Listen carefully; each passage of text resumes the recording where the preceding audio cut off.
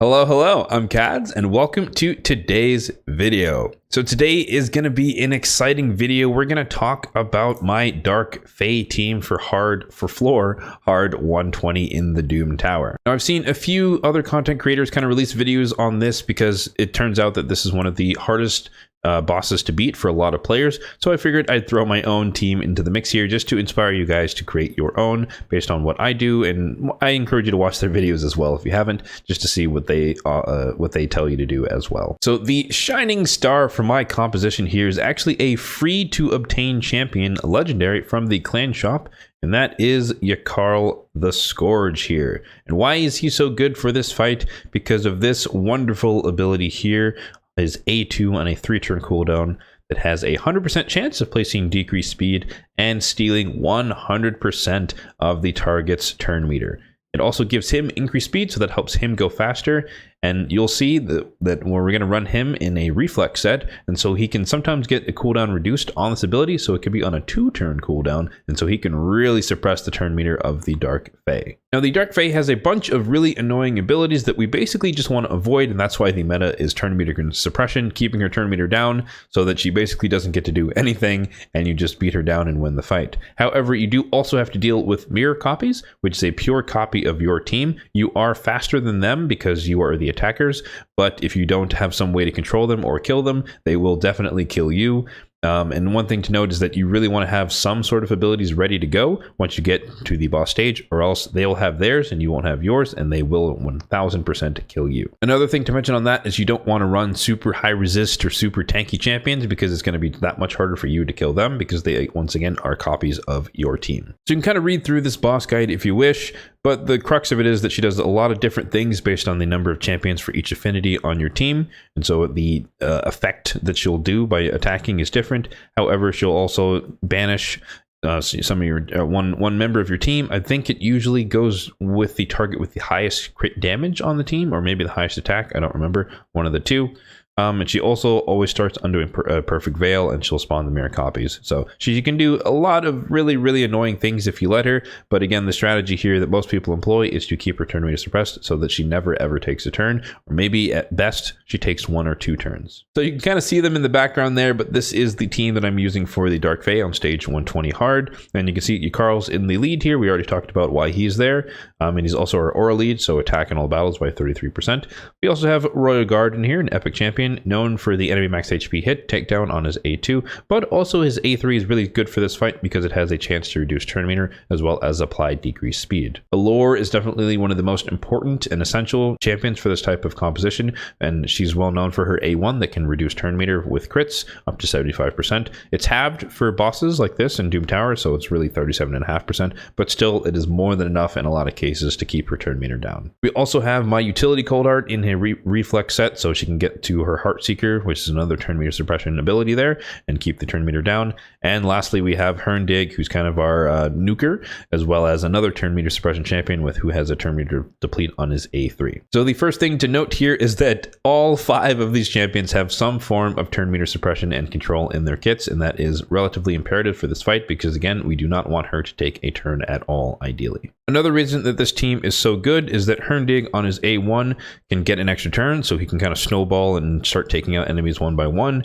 but he can also reset the cooldown of his A3, which is another hard-hitting smack, by 2 turns if he kills an enemy, so he can really cycle through his ability really well, and you don't really have to control him as much throughout the waves because he can basically have his abilities ready to go. Hurndig is definitely one of my favorite fusion champions they've ever added in the game, and he's so much fun to use, particularly in a team like this. Now, breaking from the norm, before I show you guys the run, I do want to talk about their builds because this is endgame content. It's not meant to be easy to do, and so the stat requirements are going to be relatively high in order for you to build a team like this to be able to be near 100% success rate on floor 120 for hard. So keep that in mind as we go through the builds here. Starting off with Yakarl, I did mention that he's in a reflex set, and that can reduce the cooldown of the A2 and give him more chances to just keep yoinking that turn meter. So his total stats here, 34k on the HP, 4k on the attack, 213 on the speed, full crit rate, 223 on the crit damage, and 342. A little bit low, but just about enough to, more often than not, do what he's supposed to do. 342 on the accuracy. Next up, we do have my utility Coldheart, who is also in a reflex set. Same reason, reduces the cooldown of Heartseeker, so she can just do it more often, more enemy max HP hits, and more turn meter suppression. Her total stats are 35k on the HP, 3200 on the attack, 229 on the speed, 70% on the crit rate because Heartseeker has that extra 30% bonus, and 223 on the crit damage, and 355 on the accuracy. Before I get too far ahead, let me not forget the masteries. On Yakarl actually does not have them yet. Started a little bit, and he's in the mastery queue, but I do plan to come all the way down here to Helm Smasher because I'm using him like a nuker as far as helping to kill the waves. Coldheart, we went all the way down to Flawless Execution because she's an enemy max HP champion, so we just want to scale that crit damage up a little bit more, and we also went with Sniper as well. Continuing on, you'll definitely notice the theme here that we have a Royal Guard as well in another reflex set. And boy, let me tell you, it was definitely hard to get 3 reflex sets on this team with all of these stats. So my Royal Guard here, 34k on the HP, 4.4k on the attack, 226 on the speed, full crit rate, 251 on the crit damage, and 358 on the accuracy. His mastery, similar to Coldheart, come all the way down, a little bit more towards the nuking build, but he comes down to Flawless Execution for the extra crit damage. Again, he's an enemy max HP champion, and he also comes down to Sniper here for the decreased defense chance on the A1. Next up, we have my Alure here, who's only in Perception. The goal eventually is to have her in a Relentless set. That would make my team basically 100%. Right now it's around like 95. It's really close, but having her in Relentless, just getting those extra turns with the turn meter suppression on the A1 will just be that extra bit of RNG we need to keep her turn meter down for when things get resisted and stuff like that. But I digress. Her total stats here, 36k on the HP. You don't really care about the attack or defense because she's not built that way. 251 on the speed, so pretty quick. One of the fastest on the team, but not quite the fastest. We'll talk about that in a second. Full crit rate because she does need that to get the turn meter suppression on her A1, and 354 on the accuracy. Her masteries are that she goes all the way down to Giant Slayer because she does have a triple hitter on the A1, and that's basically all she does against the boss. And I didn't really see the value in finishing out the other T5s. And lastly, the man who could almost be the star of the show himself. He is responsible for killing the mirror copies, as we will see, but I have him in Double Cruel and Perception, and Hurndig is built as such, 31k on the HP, 5.4k on the attack, 2k on the defense, 249 on the speed, full crit rate, 231 on the crit damage, and 371 on the accuracy. So now that you guys have the full context for the builds on these champions, let's go ahead and see the run in action. As you can see here, my best time is just over 2 minutes, and this team usually takes between 2 and 3 depending on the RNG of the reflex sets as well as the RNG on wave 2, as we'll see with the weak hits. So a couple things to note here at the start is that Alure, as you can see, will take the first turn, so she is faster than Hurndig. But since Hurndig gets kills and he has that mastery that gives him speed for getting kills, he will be fastest by the time we get to wave 2 and wave 3. I do force Hurndig to use his A3, so that guarantees that he does kill at least one of the Neathly Blood Twins here on wave 1, and I turn off his A2 so he has it ready to go right here for wave 2. For Yakarl, I do also tune him a little bit as well. I turn off his A2, the AoE, or the A3, the AoE freeze, so that we have it ready for this wave, because again, they are force affinity, so my magic affinity nukers here have a tendency to weak hit, but he is void, so he's always going to land it, and thus we can prevent them from hitting us, as well as keep doing damage to them whilst they are frozen. So wave 3 here, I do force Hurndig to start with his A1 because he does have enough damage to kill his mirror copy, and that sets him up for either one of his AoEs, and so he can kill the rest of the copies as well. And from then on, we basically start with the turn meter suppression. So I have Yakarl kick things off with Royal Guard, and so both of them have a chance to place decreased speed, so 2 chances or a little bit of redundancy. And then we save the Heartseeker for the turn after that with Coldheart, and thus we can kind of get them a little bit out of sync so they're not tripping over each other as far as their turn meter suppression abilities. Now that can still happen because we do have a bunch of reflex sets going on, and so the only reason this can fail or she gets a turn is that too many of them kind of stack their turn meter suppression abilities back to back to back, and then there's kind of nothing for a couple of turns or something, and then her turn meter can kind of creep up, and that's where that relentless set for Alure might come in.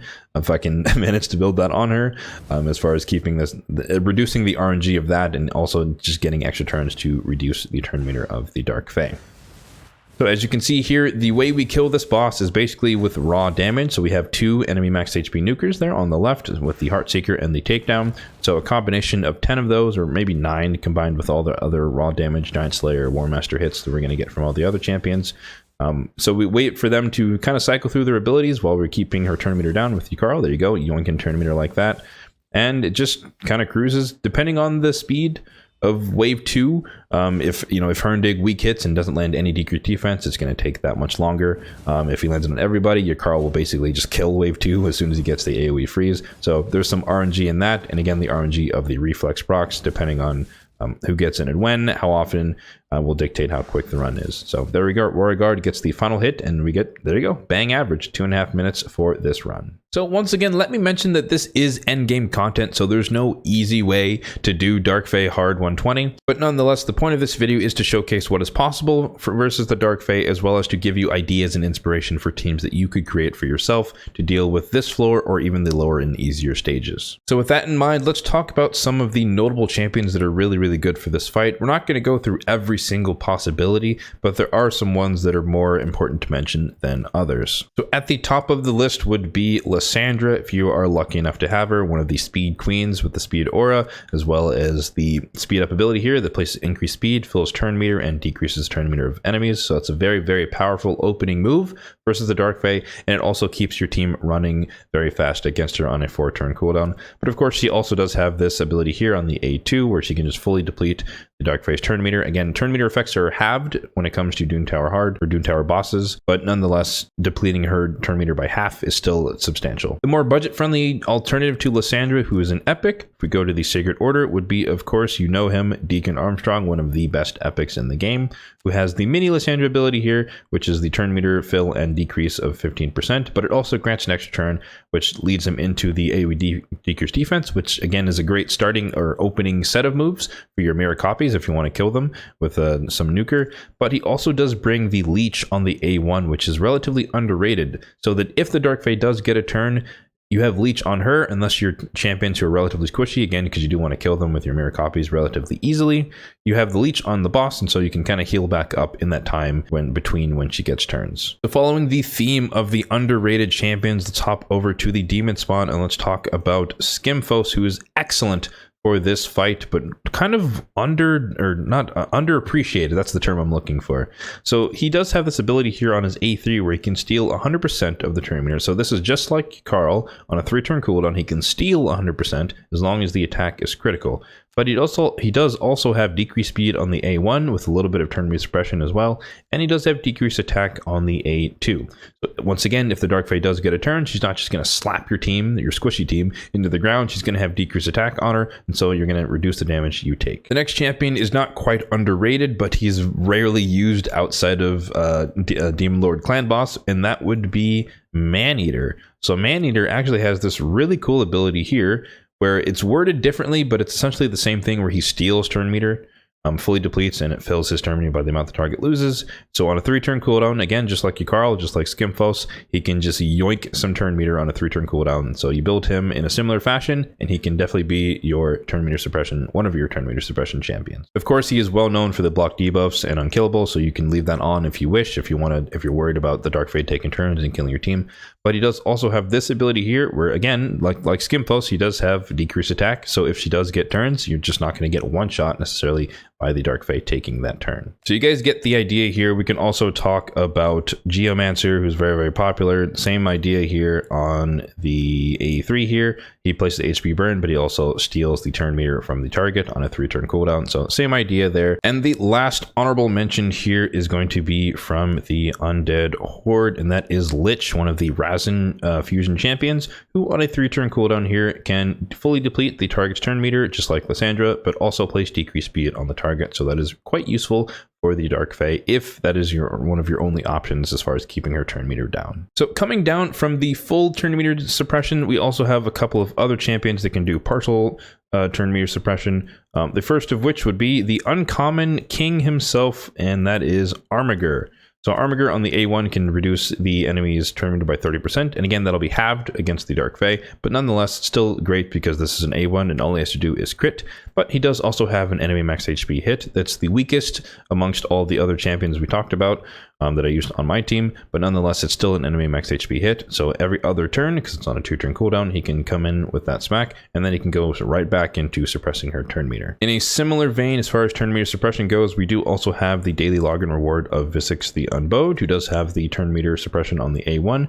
So each hit will do 15%, which again will equate to a total of 15% versus the Dark Fae, but she is stealing the turn meter, so she can get a little bit ahead of the Dark Fae every time she takes that turn. And it's also worth mentioning that she could provoke your team if that's how you want to deal with the mirror copies, if she's the fastest, but she does also bring decreased speed as well, so she can place that on the boss and make her just that much slower, and while she comes back around to her A1 and continues to steal some of her turn meter. And lastly, the other part of the strategy that people like to employ will be ally attack champions, which pair really well with the Allures and Armigers of the world. So we'll use Farrakhan the Fat as a representative here with the ally attack.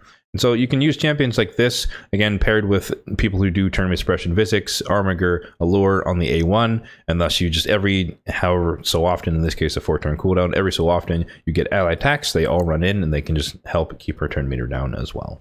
So that's going to do it for today's video, folks. Hopefully you guys found this helpful and you've been inspired to create a team for yourself to deal with the Dark Fae. Doesn't really matter if you're in the earlier mid game and maybe you're on normal mode, but the strategy is still the same. You want to have some sort of, or multiple sorts of turn meter suppression, as well as some way to just kind of kill your mirror copies. A couple of last minute considerations here for you guys is to make sure that your team is speed tuned in whatever way you need it to be. That means that you need your turn meter boost to go first, or if you have that champion, or if you have your CC champion go first, whatever your method of dealing with the mirror copies is, you need to have them go first.